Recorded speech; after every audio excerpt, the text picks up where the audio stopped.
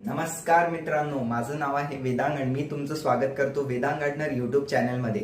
आजच्या व्हिडिओमध्ये मित्रांनो, समजा तुमच्या लिंबाच्या झाडाला खूप कमी लिंब लागतात किंवा तुमच्या झाडाला लिंब नाही लागत आहे, तर तुमच्या लिंबाच्या झाडावर तुम्ही कसे लिंब वाढवू शकता आजच्या व्हिडिओमध्ये डिटेलमध्ये सांगणार आहे। म्हणजे लिंबाच्या झाडाची काळजी खूप चांगली कशी घ्यायची ते डिटेलमध्ये सांगणार आहे, तर व्हिडिओला शेवटपर्यंत नक्की पहा। चॅनलवर नवीन असाल चॅनलला सबस्क्राइब करून बेल आयकन नक्की दाबून द्या। चला आपण व्हिडिओला सुरू करूया।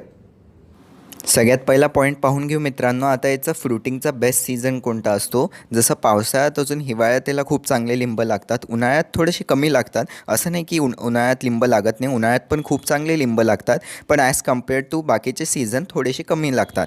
पण आपण उन्हाळ्यात पण मी जे केअर टिप्स सांगणार आहे ते चांगल्याने यूज कराल तर तुमच्या याला खूप चांगले लिंब लागतील। सगळ्यात पहिले आता काय आहे, पॉलिनेशन नाही होत खूप लोकांच्या ह्याच्यात झाडांमध्ये, तर त्याचा काय आहे की फ्लावरिंग ड्रॉपची प्रॉब्लेम आहे की फुलं गळून पडतात झाडाचे, ते लिंबामध्ये कन्वर्ट नाही होत। तर त्याच्यासाठी तुम्हाला काय करायचं असते, हे न्यूट्रिएंट्स डेफिशियन्सी असते, न्यूट्रिएंट्स झाडाला प्रॉपर नाही आहे त्याच्यामुळे। मग फर्टिलायझर झाडाला खूप नाही लागत, जे खतं मी सांगेल तेच तुम्हाला झाडाला टाकायचे आहे आणि त्याच्यातले काही काही ऑप्शनल आहे ते टाकाल तर अजून जास्त तुम्हाला फ्रुटिंग तुमच्या झाडावर दिसेल। सगळ्यात पहिले आहे की आता झाडाचे केअर टिप्सवर आपण शिफ्ट होऊ। तर जे झाडाचा पूर्ण खालचा जो मेन स्टेमपासनं जो एरिया आहे तो तुम्हाला चांगल्याने क्लीन करून घ्यायचा आहे, स्वच्छ करून घ्यायचा आहे। काही पण काडी कचरा असेल ते पूर्ण चांगल्याने स्वच्छ करून घ्यायचा आहे।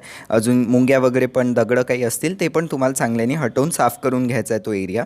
त्याच्यानंतर जे पण खालचे जे ब्रांचेस असतात जे मुळापासनं कनेक्टेड असतात ते तुम्हाला कट करून घ्यायचे आहे। म्हणजे हिरवगार जे ब्रांचेस असतात ना, जे मेन स्टेमपासनं जमिनीपासनं जे जवळ असतात, ग्राउंडपासनं जे जवळचे असतात, ते तुम्हाला हिरव्यावाल्या ब्रांचेस झाडापासनं हटवून टाकायचे। या जे ग्रीन स्टेम असतात ते सकर ब्रांचेस असतात, म्हणजे झाडाचे सगळे न्यूट्रिएंट्स वगैरे हे घेऊन घेत असतात आणि झाडाला चांगले न्यूट्रिएंट्स मिळून नाही देत। तर हे जे असते ह्याला पेस्ट अटॅक पण लागतात, तर ही जी ब्रांच असते मित्रांनो ही तुम्हाला नक्की हटवून टाकायचे। जे खालती हिरवगार फांद्या लागतात मेन स्टेम्पला, तर ते तुम्हाला हटवायचे आहे। मग दुसरं आहे की हे अशी तुम्हाला शेणखत टाकायचं आहे, त्याच्यासाठी माती तुम्हाला चांगल्याने काढून घ्यायचं आहे। आणि याच्यात दोनच, जसं शेणखत आणि हे बघू शकता ही कंपोस्टी आहे। कंपोस्टी घरच्या घरी कशी तयार करायचं याच्यावर मी व्हिडिओ बनवून ठेवला आहे, नक्की पाहाल। तर हे जे कंपोस्टी आहे मित्रांनो, हे अजून शेणखतच झाडाला चांगल्याने द्याल तरी झाडाला खूप सारे लिंब लागतील।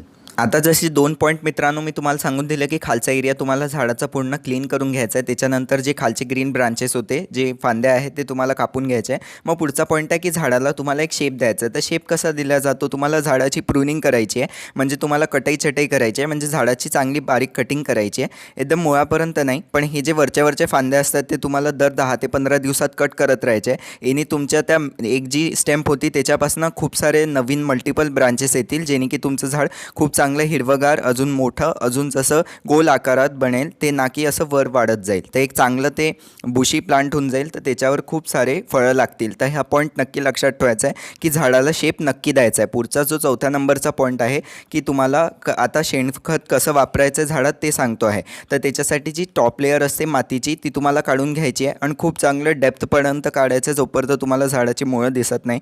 मुळं जेव्हाच दिसले तेव्हा तुम्हाला किचन वेस्ट कंपोस्ट, वर्मी कंपोस्ट म्हणजे गांडूळ खत किंवा शेणखत टाकून द्यायचं आहे। 2 ते 3 किलो चांगल्याने टाकायचं आहे।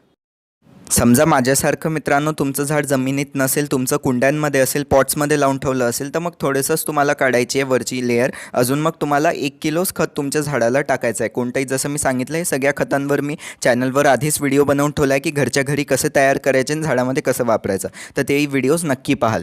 मग मित्रांनो हे खत तुम्ही जसं मी सांगितलं तुम्हाला 2 ते 3 किलो चांगल्याने स्प्रेड करून तुमच्या मातीमध्ये टाकून द्यायचं आहे। मग मित्रांनो तुम्हाला वूड ॲश टाकायची आहे, लकडीची जी राख असते ती। वूड ॲशवर मी आधीच व्हिडिओ बनवून ठेवला झाडात कसं वापरायचं असते। याच्यात मित्रांनो फॉस्फरस असते, पोटॅशियम असते आणि खूप चांगलं असते मित्रांनो झाडावर फळं येण्यासाठी। तर वूड ॲश तुम्हाला चांगल्याने स्प्रेड करून टाकायची आहे, थोडीशीच टाकू शकता, 4-5 मुठ्ठी, तुम्हाला झाडनुसार तेवढी वूड ॲश चांगल्याने स्प्रेड करून द्यायचं आहे। मग त्याच्यावर जी आपण माती काढलेली होती मित्रांनो, ती परत माती त्याच्यात झाकून टाकून द्यायची आहे आणि मग त्या झाडाला चांगल्याने तुम्हाला पाणी देऊन द्यायचं आहे। आणि 7व्या नंबरचं जसं की कंपोस्टी मी तुम्हाला सांगितलं, कंपोस्टी पण झाडात नक्की वापरायचे, त्याचाही व्हिडिओ पहा, अजून ते तयार करून झाडामध्ये नक्की वापरा। मग पुढचा 8व्या नंबरचा पॉईंट आहे मित्रांनो की याला ओव्हर वॉटरिंग नाही करायचं आहे, म्हणजे याला जास्त पाणी नाही टाकायचं जेव्हा झाडाला फुलं लागतील, किंवा जसंच तुम्ही जास्त पाणी टाकलं जेव्हा झाडाला फुलं लागले तर तेव्हा तुमचे फुलं गळून पडतील. तर एक पॉईंट नक्की लक्षात ठेवायचा आहे, जेव्हा गरज पडेल झाडाला तेव्हाच पाणी टाकायचं आहे, जेव्हा झाडाला फुलं लागले.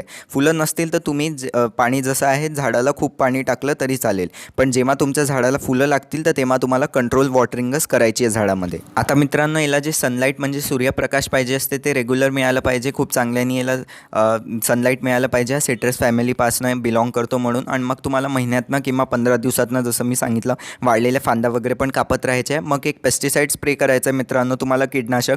तुम्ही ऑर्गॅनिक वापरायला पाहिजे तुम्हाला. तर ऑर्गॅनिकसाठी मित्रांनो कडुलिंबाचं तेल म्हणजे नीम ऑइल तुम्हाला 1 लिटरमध्ये 1 चमचा टाकायचा आहे. चांगल्याने झाडावर त्याची फवारणी करून टाकायचं आहे. अजून कडुलिंबाचं तेल घरच्या घरी झाडांसाठी कसं तयार करायचं याच्यावर मी आधीच व्हिडिओ बनवून ठेवला आहे, तो व्हिडिओ नक्की पहा. अजून तेल घरच्या घरी तयार करा आणि झाडा चांगल्याने फवारणी करा. किंवा तुम्ही 10 पेस्टिसाईडचा माझा व्हिडिओ पाहू शकता. त्याच्यापैकी कोणताही पेस्टिसाईड जो तुम्हाला आवडेल तो तुम्ही घरच्या घरी तयार करून तुमच्या झाडावर 15 दिवसातनं किंवा 1 महिन्यातनं स्प्रे नक्की करून द्या. आता मित्रांनो, याला एक डिसीज पण लागते सिट्रस कॅन्सरचा. तर त्याच्यासाठी जो पेस्टिसाईड आहे मित्रांनो कॉपर सल्फेट स्प्रे करायचा. कॉपर सल्फेट घरच्या घरी कसं तयार करायचं, म्हणजे तांब्याच्या भांड्याचे फायदे काय आहेत त्याच्यावर मी एक व्हिडिओ बनवला होता, त्याच्यात सांगितलेलं आहे. तर तोही व्हिडिओ नक्की पाहाल. म्हणजे असे व्हाईट स्पॉट्स येऊन जातात आपले पानावरती झाडाच्या, त्याला सिट्रस कॅन्सर म्हटलं जाते. यांनी फळं जे असतात झाडाचे कमी होऊन जातात. तर याही डिसीजला तुम्हाला नक्की संपवायचं आहे. तर याच्यासाठी मित्रांनो तुम्हाला जो मी कॉपर सल्फेटचा व्हिडिओ बनवून ठेवला आहे तो नक्की पाहाल आणि झाडावर त्या कॉपर सल्फेटची फवारणी नक्की करून द्याल. ते पण पूर्ण ऑर्गॅनिक आहे. मग मित्रांनो, तुम्ही याच्यात बाकीचे पण खतं वापरू शकता. जसं मी तुम्हाला आधीच सांगितलं, गांडूळ खत, लीफ मोड म्हणजे वाळलेल्या पानाची खत, अजून ॲप्सन सॉल्ट, झाईम फर्टिलायझर, हे पण तुम्हाला नक्की वापरायला पाहिजे. खूप चांगले खतं आहे. ऑनलाईन फ्लिपकार्ट, ॲमेझॉन कुठे पण मिळून जातील. तुम्ही ते विकत घेऊ शकता. अजून तुमच्या झाडावर हे वापरू शकता. अजून मित्रांनो, जे गांडूळ खत, अजून लीफ मोड आहे म्हणजे वाळलेल्या पानाची खत, हे घरच्या घरी कसं तयार करायचं त्याच्यावर व्हिडिओ बनवून ठेवला आहे, तो व्हिडिओ नक्की पाहाल. मग अशा प्रकारे मित्रांनो आपल्या लिंबाच्या झाडाची काळजी घ्यायची आहे. आजच्या व्हिडिओमध्ये मी तुम्हाला डिटेलमध्ये सांगितलं. तर तुमचे रिझल्ट्स मला कमेंट बॉक्समध्ये नक्की सांगाल. कसा वाटला व्हिडिओ आवडला असल्यास व्हिडिओला लाईक करा, शेअर करा, माझ्या चॅनलला सबस्क्राईब करून बेल आयकन नक्की दाबून द्या. अजून मित्रांनो, आता थोड्या वेळात तुम्हाला स्क्रीनवर इकडे व्हिडिओज येऊन जातील, त्यांना क्लिक करून नक्की पहा. इथे खताची प्लेलिस्ट पण येऊन जाईल, इथे खतांची अजून बाकीचे व्हिडिओज पण येऊन जातील, त्यांना क्लिक करून नक्की पहा. अजून मित्रांनो, व्हॉट्सअपचा ग्रुप नक्की जॉईन करा. त्याची लिंक मी कमेंट डिस्क्रिप्शन दोन्ही याच्यात टाकून दिली आहे. त्या लिंकला क्लिक करून व्हॉट्सअपच्या ग्रुपमध्ये जॉईन होऊ शकता. झाडासंबंधित काही प्रश्न विचारायचे आपल्याला त्या ग्रुपवर मला तुम्ही विचारू शकता. धन्यवाद.